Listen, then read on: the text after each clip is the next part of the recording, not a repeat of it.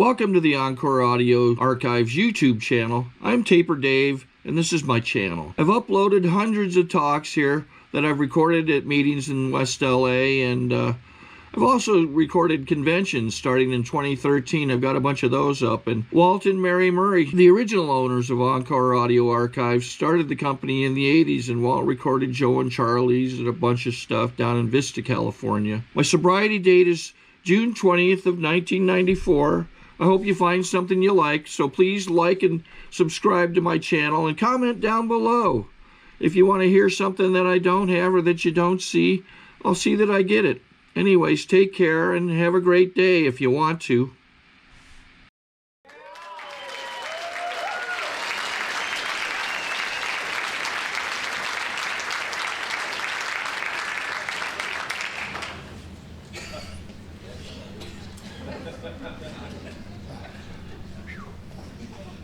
Good evening, I'm Sam, an alcoholic, and a member of Alcoholics Anonymous. I hope the rest of you noticed those lights doing their thing there. I don't mind it as long as everybody else sees it too. I'm worried about hallucinations in my old age.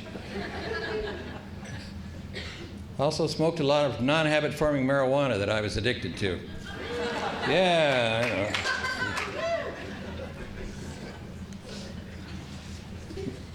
Maybe that was one of the dopers doing the lights there, who knows?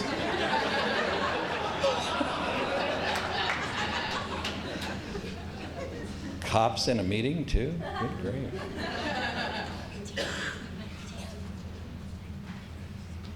I'd like to share with you some of my experience, strength, and scar tissue this evening. Get your own hope.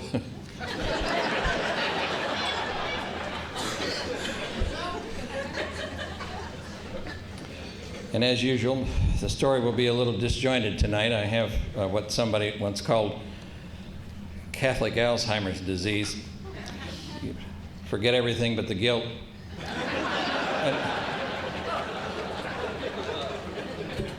I went to a Catholic school for 8 years, and I majored in guilt with a minor in shame. I taught the nuns a lot of new words. They taught me about staying every night after school. It took me 2.5 years to learn to say yes ma'am and no ma'am. After that, I went in the opposite direction. I became an altar boy. I sang in the choir, and I was an example to the other little urchins in this 35-person class that I spent 8 years with. I come from a family of alcoholics. Most of them drink. Those that don't should, of course. Promised myself I'd never end up like those idiots. However, by the time I was 24, 25 years old, I'd overshot the field a little.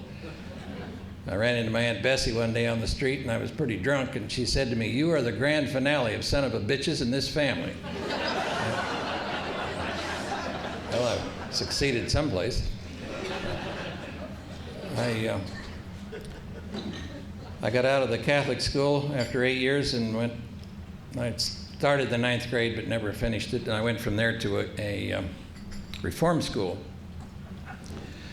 And I got out of there, and I was a horny little kid loose on the streets by this time, 14, 15 years old. And I wanted to get out and dance with the ladies, and so I did. And I don't know, something happened to me. I guess I must have been searching for my mother, because I chased older women until there weren't any anymore. I mean, it's too...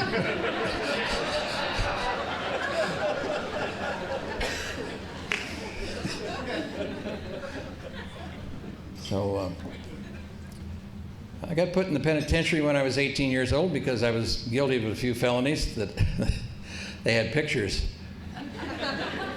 And so I got out of the penitentiary, and I had 4 years to do on parole. And I did not like it. And I started to drink, and I started to use drugs. Because I realized after I started that I was a fool. I should have started much earlier. I wasted all those good years when I could have been drinking. And By the time I was 22, 23 years old, I was hooked on everything that I'd tried, and I was looking for more, hoping the pharmaceutical companies would come out with something that could control my drinking a little better than was. I wouldn't get arrested so much. I was just a big shit magnet for the cops. It was. I couldn't get from one bar to the other if they were next door to each other. I even tried the alley, and that still didn't work. They managed to nab me. And of course, I didn't like the beatings. I kept getting hit on the head. I can still hear that noise when they hit me with that stick. And I go to jail several nights a week, and they would kick me out in the morning. And after getting hit on the head a few times, I decided to drink a little closer to the jail. That was my solution to that. Yeah, what do you mean, quit? Hell with that. There's got to be another way here. So that's what I did. 2 weeks before I quit drinking, I had a judge tell me that I was a social irritant. I never minded all the fights in bars and all the names that we called each other. It never bothered me at all, but that social irritant thing got to me. Damn, I hated that. And the day after that happened, I was thrown out of a bar in Santa Monica, California, as I was going in the door. I didn't realize I had been in there before and caused a lot of trouble. The bartender's yelling at me, out, out, out, out. And I thought, what did I do? And then he said, and take your grandmother with you. Been dating her 2 years. So I don't know what your love life was like, but pretty bad. I once heard a guy in the Venice group describe it. He'd say, oh my God, I'd wake up and there she was. And then I'd wake up a little bit more and discovered that there was somebody on the other side of her and wondering what he had done in the night, how he'd gotten there. That's the way I lived. I didn't give a damn about much of anything. My love life was, forget it. By the time I was mentally ready, I was physically unable anyway, most of the time.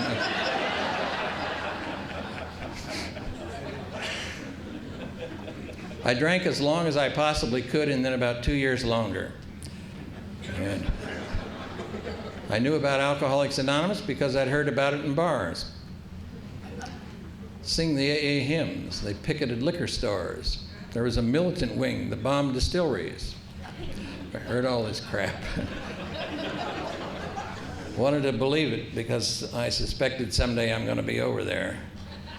And I was a witness to a killing back in the eastern part of the country in Kentucky, and I knew how to be an alive witness. When in doubt, cut out and get the hell out of there. So I ran home to Mama. I reeled in my umbilical cord and went home. And Mama had been to Al-Anon. Yes, she had those little beady eyes and that smile. She got me up against the wall and released me. Said, you can stay here a couple of days, then you get your ass out of here because I don't want to see you drink yourself to death. And I thought, who, me? I'm a nice guy. And a few mornings later, I was puking with my brother, and he said to me, if our luck holds out, we'll be dead by noon. Another great day in paradise. Pretty soon we got some wine to stay down, and then he said, as soon as we get off of this one, let's really go on one. That's what the bottle did for me. It changed everything. But it was also making him a disaster, one hell of a disaster out of what my so-called life was. And since I was a witness to a killing in the East, I wanted to get the hell out of there, and I moved to Venice, California, where I was to live for the next 30 years of my life, or most of 30 years.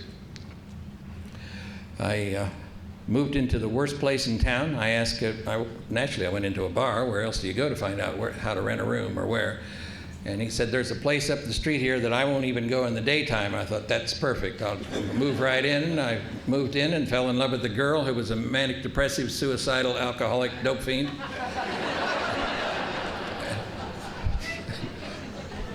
She carried a razor blade and 3 suicide notes for emergencies. She came home from work every night, brushed her teeth, turned on the gas, and went to bed. My kind of girl. She had a boyfriend she had to get rid of first, and her solution was to kill him. She's pulling the trigger on the gun. He'd taken the bullets out of it, wise dude. While she's pulling the trigger on the gun, she's yelling at him, "You son of a bitch, it's your fault. You've made a killer out of a nice girl like me." I thought, yeah, look what he had done to her. Get rid of it.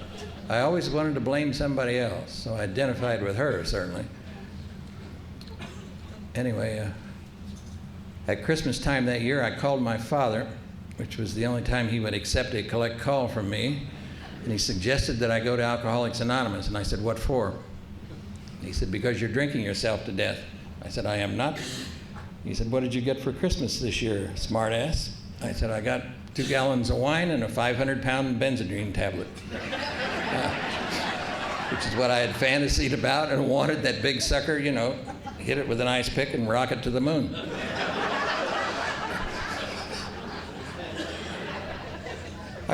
There's some groups down in LA that call themselves the fourth dimension groups or fifth dimension groups. I wonder how they get there. Because they collared me one day and said something about going over there, and I said, "Don't worry about it. Hell, I'm still on the launch pad with my ass on fire. I'd never make it with you guys, so forget it." Anyway.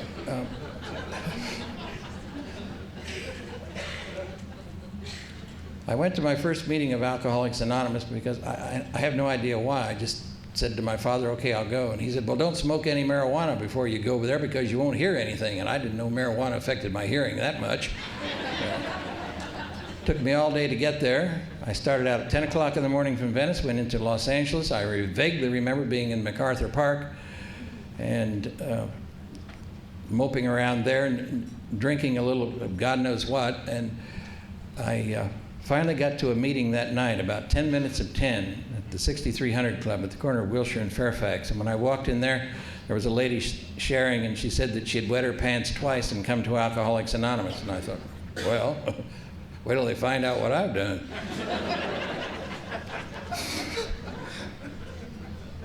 Anyway, I didn't pay much attention to what happened there. Somebody gave me a book. I threw it in the trash can on the way home and totally ignored, as I had all of my life, totally ignored almost everything that was ever said to me. Mostly my conversations consisted of waiting for you to shut up so I could say something important. It was just, we bumped facades. I never communicated really with anybody except, fights and that sort of thing. Anyway, they didn't mention marijuana and I didn't, and they didn't mention drugs. I didn't mention that I wasn't frightened of needles, let's put it that way. And so at the end of 10 days of wonderful dryness, I smoked a joint. I got thirsty, so I drank. I got drowsy, so I took some amphetamines, a natural progression for people like me. But during that time that I was loaded, it lasted about a week, I had heard about lower companions, and I thought, well, that's what I am. I can't find my place here. I'm going to go to a lower companion group and at least try that. So I went back to the 6300 Club, asked a guy about lower companions. He says, "I have the perfect group for you. Come on." At the corner of Pico and Alvarado was a group called the End of the Line, and that sucker was the end of the line. First meeting I went to there, the leader pounds the gavel down on the thing. He said, "We don't read anything here. There's no traditions here. It's every man for himself." That's just what I wanted to hear. They asked for announcements. A guy named Jake Sean got up and announced that he was sinking into a depression. He said, "I won't be at the meeting next week. I'm going to kill myself, and I'd like to say goodbye to all my friends." A hell of an announcement. But I'd finally found somebody to identify with, even though he was leaving. So, about 10 minutes into the meeting, through the side door came 3 dykes.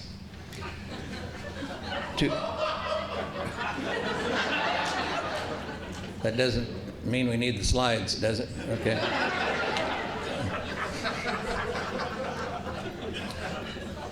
The 2 sober ones were kind of carrying the drunken one, and as they came through the door, she dropped her purse, and out fell a gun, a bottle, and a dildo, which is standard accoutrement for a Dyke's purse, I guess. The two sober ones got to fighting over the contents of the purse. The leader kicked them out of the meeting, left the drinking one there, and she sobered up, and she never took another drink the rest of her life. And she said that she was sober because that group had made her welcome. And I firmly believe that's what it should be for Alcoholics Anonymous. What are we afraid of around here when somebody strange comes in? There's a little antsy tonight. There's a friend of mine that the last 2 or 3 times I've talked any place around this part of the country, he's shown up in a gorilla suit, comes up and hands me a note and then leaves. The note always says the same thing on it. I am a cross-dressing gorilla. I've been kicked out of the Pacific group. Can you help me?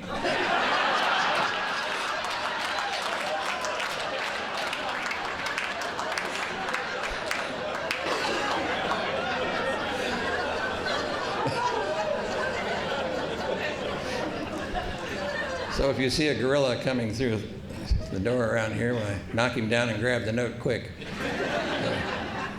Anyway. Why not? Come on. I mean, is it really disturbing anything that much? Let's have a little fun around here. What does the thing say? It's on one of our pieces of paper here we got today. We're not a glum lot. And now, I know glum lots. There's some groups around. It's one of the things I disagree with here when I hear people say, I've never been to a bad meeting. I think, oh, well, come on. I know. I know 2 right up the street that, Jesus.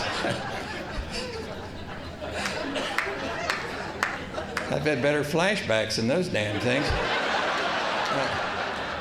Let's not bullshit ourselves about how good we are around here and how wonderful as we all lurch along the murky road of happy destiny. I know the book says trudge for you purists, but I lurch all over the damn road on some days, and it's murky as all hell. I need a seeing eye newcomer to get to a meeting. Newcomers are easy to work with, no problem. Just listen to them because at first they won't say anything in meetings, but boy, they sure will. My experience has been they'll talk to me all the time, interrupt me when I'm saying, telling them the secret of life. They'd interrupt that. And that's all right. I just kind of nod my head mostly now, pretend to be very wise. And I learned that from a guy that I went to the meeting with him, and I overheard him saying, that Sam sure is a wise dude. He told me a lot of wonderful things on the way to the meeting tonight, and I hadn't opened my mouth. I didn't have a chance. I mean, so that's all you have to do, just kind of nod your head. Sure, yeah, that's probably right. If they call you in the middle of the night, just tell them, I think your answer's on page 38. And I have no idea what's on page 38. Doesn't make any difference. Because they'll think, well, that old wet-brained fool, he told me the wrong page, and they'll keep on going until they find their answer. There's nothing to it.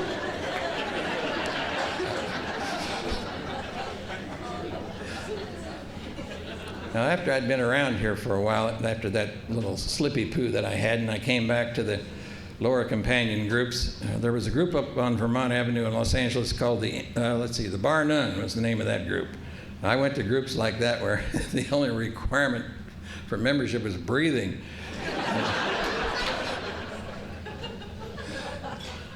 I began to wander around to other meetings and see what was going on, and I listened. There's an art to listening. It'll save your life if you ever try to practice it a little bit, and that still goes for me. Keep my damn mouth shut at a lot of meetings. I have a rule of thumb. I go to 2 meetings where I keep my mouth shut for every one that I talk at. And it still works out.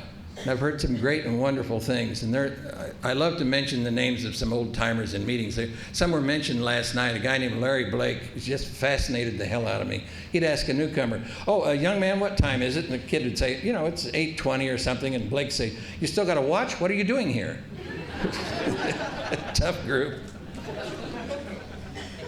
One night in Hollywood, there was a guy speaking, and he talked along for about 5 or 10 minutes, and he says, I got to be honest with you. He said, when it gets tough, I take a drink. I thought, what? Where the hell are we at tonight? Blake was in the front row. He said, you son of a bitch. And he went right up on that stage, literally grabbed this guy around the throat, and he went back through the curtains, and we hear this noise, bang, the door slamming. Blake comes back. Good evening. My name is Larry Blake. I weigh 175 pounds. I'm your speaker for the evening, and launched right on like nothing had ever happened.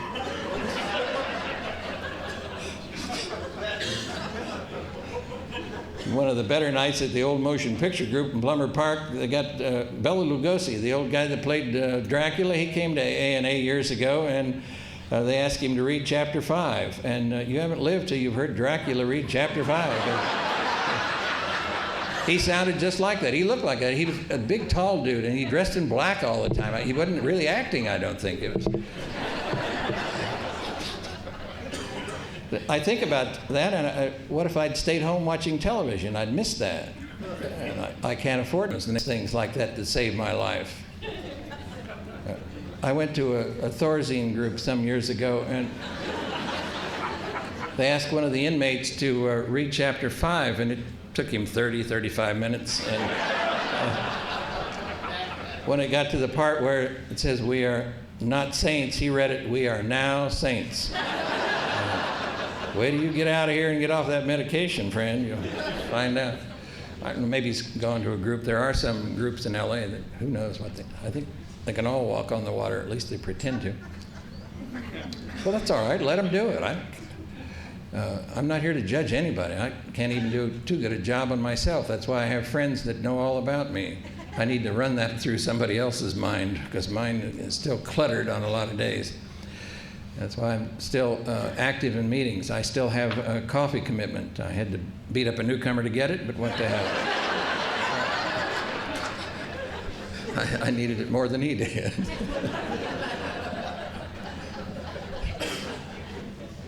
I want to be an active member of Alcoholics Anonymous so that I'll remain clean and sober the rest of my life, and I don't know how else to do it. And I'm not knocking anything else that might work for somebody. I've known a lot of people who've done a lot of different things and seem to clean up, but if the people I see in meetings, especially one this large, and there's something here, and fortunately no one person can own it. There are a few down in LA that pretend to do that sort of thing, I'm sure. I'm afraid to say it, I'm not near an exit. Okay, here goes. Have you read the new AA book that's out, As Clancy Sees What Bill Thought He Saw?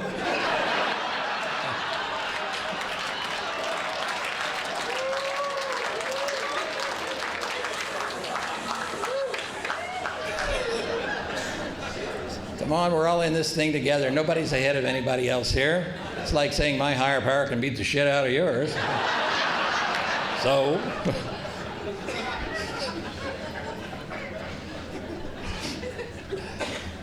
I got to go with what old Doc Smith said some years ago. We hold to no glorification of the individual. We are in this together, and I firmly believe that.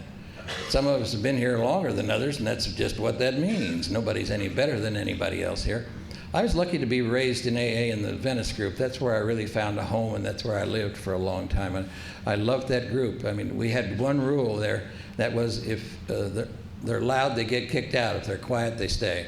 We didn't care if they were drinking or what the hell they were doing. And we had a group drunk. I think every group should have one. And all he knew was keep coming back. He didn't know anything else. He's drunk every damn week. And after 18 and a half years, he quit drinking, and nobody knew why. He didn't know why, had no idea what he had heard, what had happened, but he cleaned up, and he stayed sober the rest of his life. He died a couple of years ago, but he had 20-some years clean time. And who's to say what happens here? I don't know. That's why I continue to go to meetings, because I want to maintain what I have found here. I stayed clean and sober long enough so that my sobriety had some meaning to it, and that staying sober became a very natural part of my life, almost like breathing. I mean, I'm dead either way there. Well, I'm too old to slip, hell. I'm 74 years old, and in January this year, or next year, I'll be sober and clean 45 years, which is a long time in the life of a human being.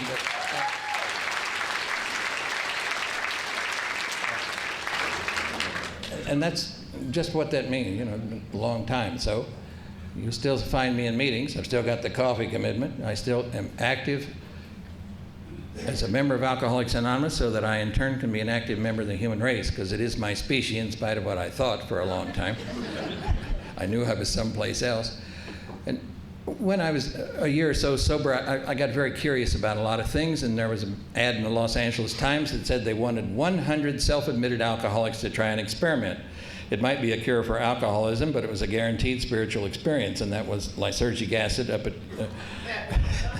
UCLA. I went up there, and they had all these forms to fill out, and it looked all right. Then they gave us another little yellow piece of paper, and I looked at that one, and it said, I agreed to be strapped down if I became violent. And I thought, whoops, I don't think I want to hang around here, so I got the hell out of there. I was fortunate to hear right after that a lady writer that I vaguely knew. Her name was Anais Nin. They had a big panel up here, and there was 3 advocates for LSD and God knows what else, including Timothy Leary. And when it came her turn, she said, well, I want a spiritual experience, but I don't want it by artificial insemination. Yeah, it's exactly what I want. I want the real thing, not something that's all fake, because my whole life had been fake and totally dishonest. I had no idea what honesty was, and some days today I think, well, I'm still not too clear about it. I better go find a newcomer and talk to him, or listen to him, as the case may be.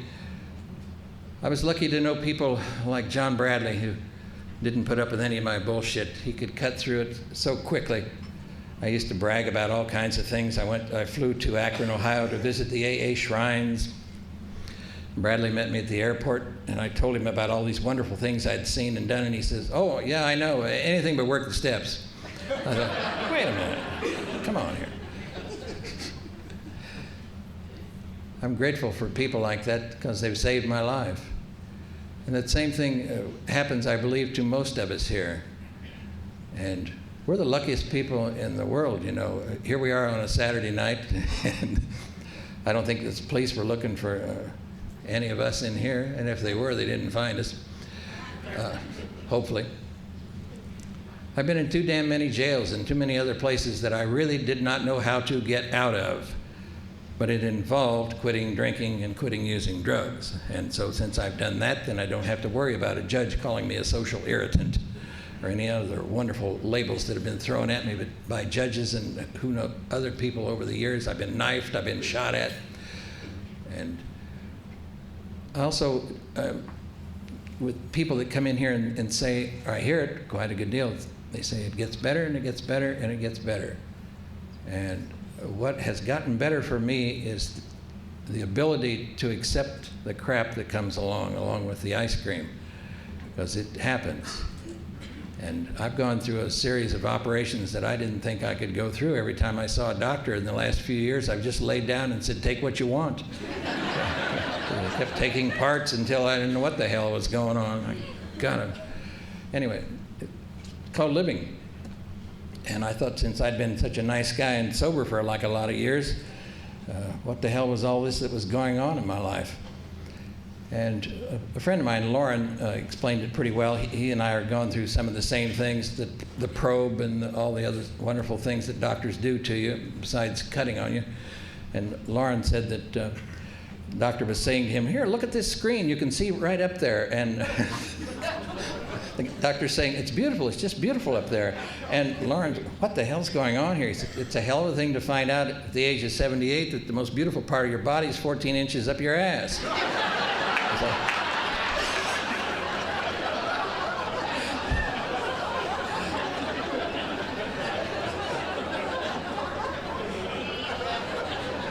So that's how we old people talk about our operations and things. And I decided it wasn't going to defeat me, that I wasn't going to be that depressed about the whole damn thing. And every time I see my doctor, I try to, I just have some fun out of the damn thing. You've seen these T-shirts and sweatshirts and things that say bum equipment on it? Yeah, I put a big arrow on mine down like this.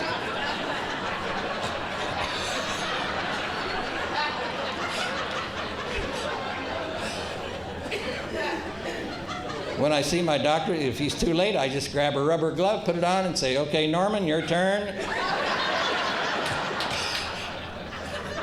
Why not? I take my program serious, but not somber or deadly. Let's have a little fun around. I learned that early on. I was at a meeting in Santa Monica, California, some years ago, and Bill Wilson was there, you know, the co-founder dude, and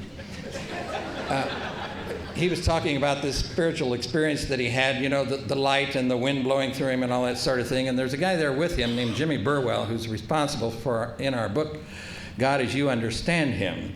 And Burwell said to him, Wilson, did you ever stop to think that light was the guy in the next hospital bed turning on his night light?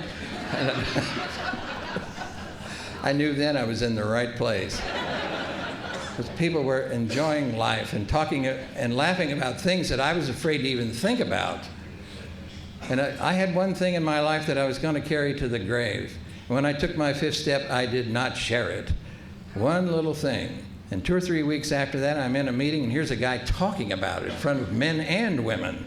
This thing that I had been afraid of for years. So I cornered him after the meeting and talked a little bit. And after that, I thought, what the hell am I afraid of here? And I began to talk about it all over the place. So what? With so many things in my life that I was terribly afraid of. My sponsor once had me make out a list of things that I wasn't afraid of, and I couldn't find anything except fried eggs. And,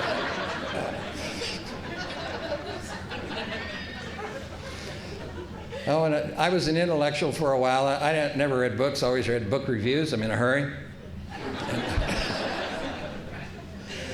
I hung out with what I thought was a lot of spiritual people, but I realize now they just talked a lot. They were kind of like me when I was loaded. I had an amphetamine mouth and a Demerol brain. And get that all mixed up. And I read some wonderful things, and I've heard some wonderful things around here, but it doesn't mean anything unless I use it in my life. And I need to, I forget, even before I got old, I was forgetting a lot of things, and it's one of the reasons I continued to go to a lot of meetings, so I would continue to keep in my mind what the hell is going on here. And there are people in this room tonight that I love very much and that I have loved for a long time, and I believe that's the answer to it all here. So there's people in this room that, well, you're experiencing the same damn thing, the love that is present in meetings of Alcoholics Anonymous, and there is more than enough in any room for everybody. So slice off your hunk and take it home with you. It's for everybody here. You never have to be alone again. And that was one of the fears of my life. I come from a large family. They do not know that I exist. My Uncle Frank, and hell, I'm 74, almost 75. This clown still asks me, when did you get out of the Army? I've never been in the Army. Then he'll say, how long have you been wearing glasses? Since I was 9? I don't want to be around people like that any more than I absolutely have to. I prefer people that I have met in meetings that when you ask them how they are, they tell you the truth. If it ain't good, they just say, well, I'm totally fucked or whatever. Instead of, oh, everything's fine, everything's marvelous. Used to be a lady in Santa Monica, you ask her how she was, and she'd say, oh, I'm in the middle of a miracle. And I thought, really? I'm not sure I want one of those. And I heard a mention here today about the freedom from bondage story in the big book, and about how you pray for somebody. And my sponsor said, you're going to have to pray for her. And I said, no, I'm not. And he said, oh, yes, you are. So I prayed for her, and 3 days later, she died. So he got me and said, we're going to have a talk about what kind of prayer you're doing here. So I had to admit that on the way home from the meeting, I'd purchased a doll and 2 packages of pins, and then prayed for her. What the hell did I know about living? Doing things like that, and I did those crazy things. We are so lucky, those of us that are in this room tonight, especially the ones that have been around here for a while. I think about staying home some nights, but my God, think of the things that I would have missed if I'd stayed home. I'd missed Dracula. I'd missed a certain little dude that I named Alexis. He was a little gay dude that hung around Venice, and he kept saying to me, Sam, give me a ride on your motorcycle. I said, get away, Alexis. Go talk to your sponsor. Finally, after 2 or 3 months of that, I'd had enough, and I said, all right, get on. Took him up on the freeway, 110, 120 miles an hour. That'll cure this little bastard. And Got back to the meeting, and I said, well, how did you like that, Alexis? And he said, well, I've always wanted to be a motorcycle bitch. I'm yours.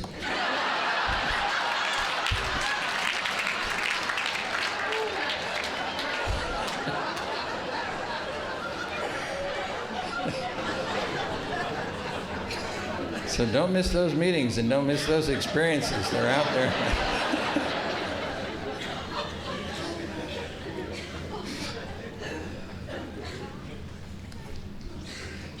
Anyway, I'm very glad to be in this room tonight. I hope you are too.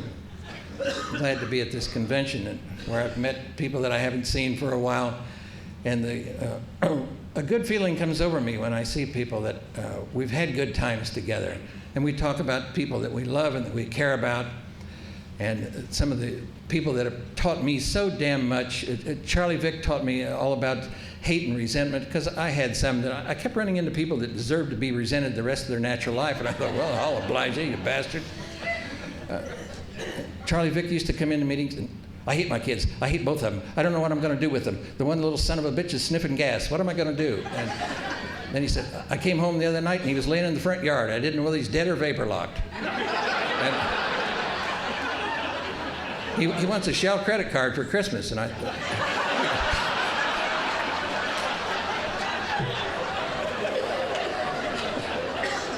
well, if I hadn't gone to the meeting that night, I'd missed that. I can't afford to miss things like that saved my life. And they're still around. Most of the meetings that I go to, I have one hell of a good time because I open my ears and I listen and get the feel of what's going on in our meetings so that I'll get mine for the, I don't want somebody else's. And I don't want anybody to wander off and get loaded so that I can move up another notch. To what? Closer to what?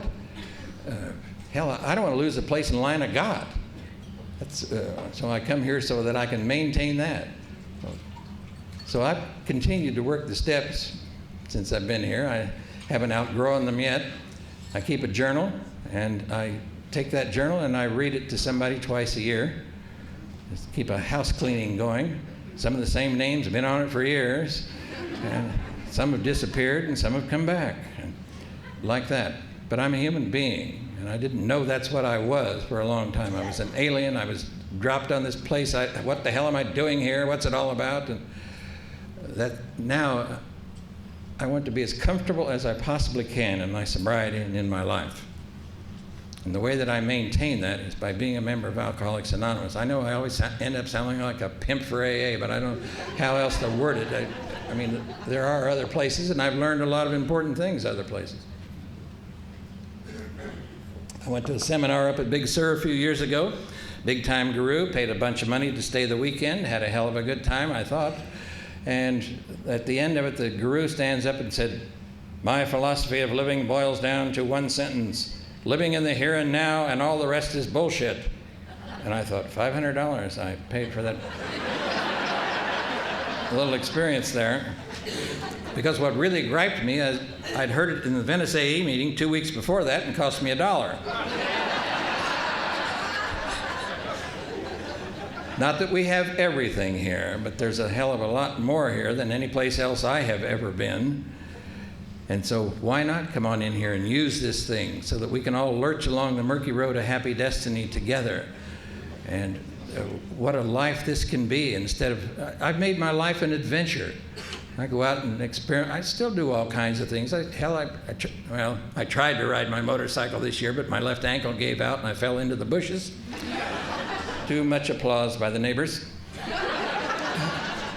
But then I got my revenge. I mooned them that evening, like the true adult that I am.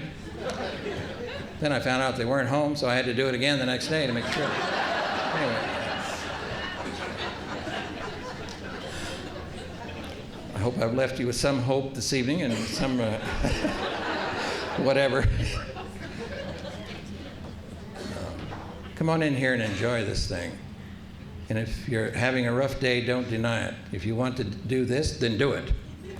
Get it out of your system. Don't carry it. I wasted too many years saying, oh, everything's just wonderful. I didn't want anybody to think that there was something wrong with my program. I used to say sometimes, I'm sober too long for this. What the hell's happening here? That sort of thing. And I've been depressed, and I've been close to suicide, and I've been all mixed up. But I don't deny it anymore. It happened, and that's that. And my best solutions so far in my life have been to get close to somebody that I love, hang out with them, and talk it out. And sometimes I don't even have to talk it out. I just listen to what they have to say. And something seems to happen. And so, how lucky we are to be in this room tonight. I sure as hell am. The love that I feel for some of the people in here, I wouldn't have made it. Because I know that love goes both ways. And it's not like my family at all. And I'm not knocking my family necessarily. That's just the way they are. They don't seem to know any better.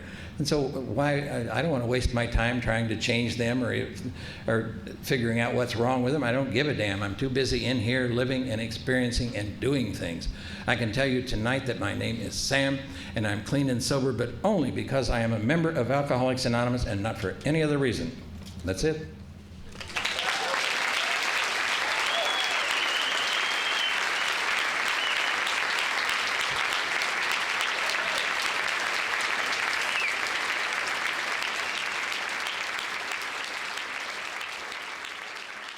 I think we got a great talk going on here. Thanks for watching the channel. Taper Dave here.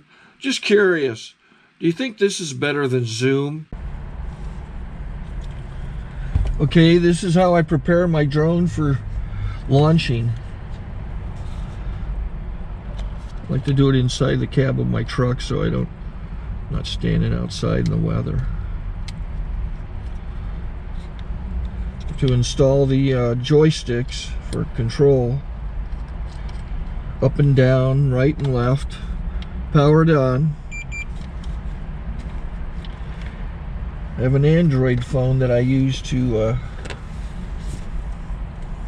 connect it to the drone with. And it's actually controlled through the iPhone, through an app. Oops, wrong way. It's actually controlled through the iPhone, or through this Android phone, through the app. It's actually controlled through the Android phone, through an app, and you connect it through this short connection right here.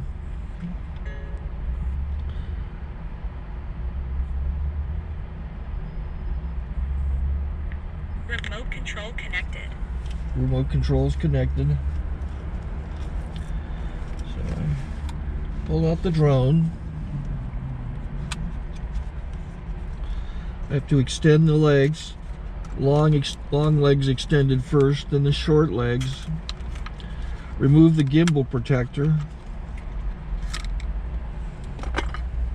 Set that aside, then power it on one short burst, then one long burst. I lay it down.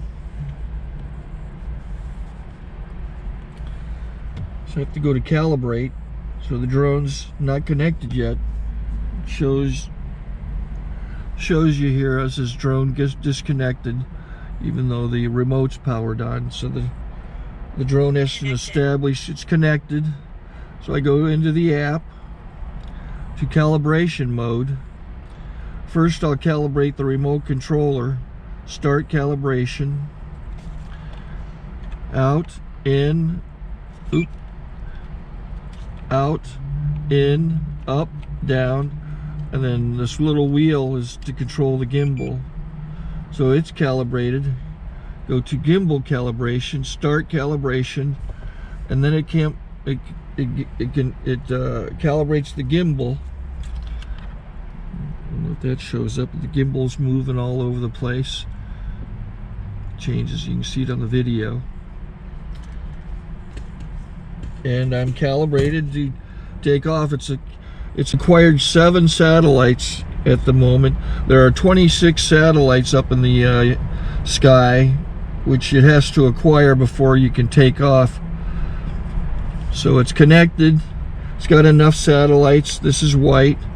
I can go to press this little arrow button, swipe right to take off, and it would start the motors if I slid this to the right. But I'll wait till I get outside. Don't want to do it inside.